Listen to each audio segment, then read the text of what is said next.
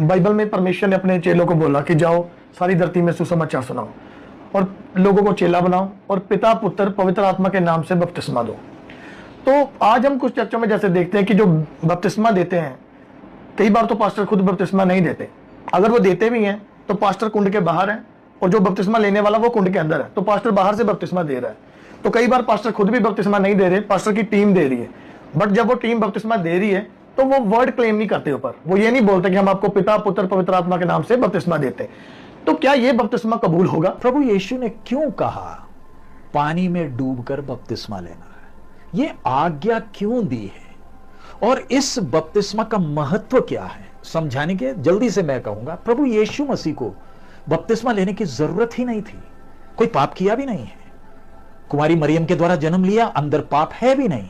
लेकिन फिर भी हम देखते हैं बपतिस्मा के समय एक आवाज आती है, मेरा प्रिय पुत्र है जिससे मैं प्रसन्न हूं।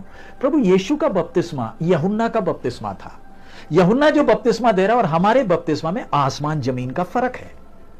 यीशु बपतिस्मा क्यों ले रहा है? क्योंकि यूहन्ना जब आया मन फिराव का प्रचार किया। यूहन्ना का बपतिस्मा का खासियत क्या है?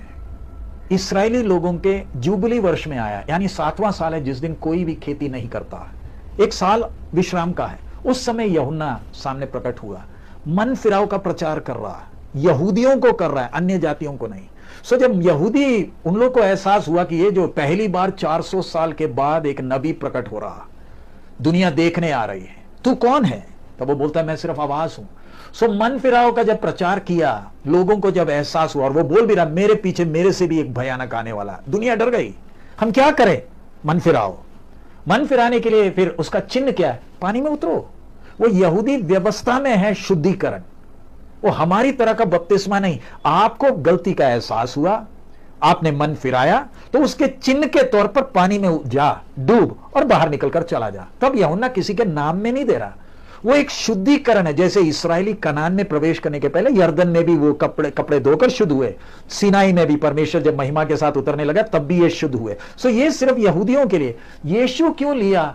यीशु शुद्ध होने के लिए नहीं, ये जब इंसान मन फिरा रहा है तब प्रभु यीशु यर्दन में उतर रहा है। यूहन्ना व्यवस्था के लिए छाया है। यूहन्ना खुद बोलता मुझे बपतिस्मा लेने की जरूरत है, लेकिन यीशु ने कहा हमें इसी तरीके से सारी धार्मिकता को पूरी करनी है। मतलब जब हम मन फिरा रहे तब सर्वशक्तिमान मनुष्य के रूप में पानी में जाकर हमारे को पहन रहा है, हमारे पक्ष में आ गया।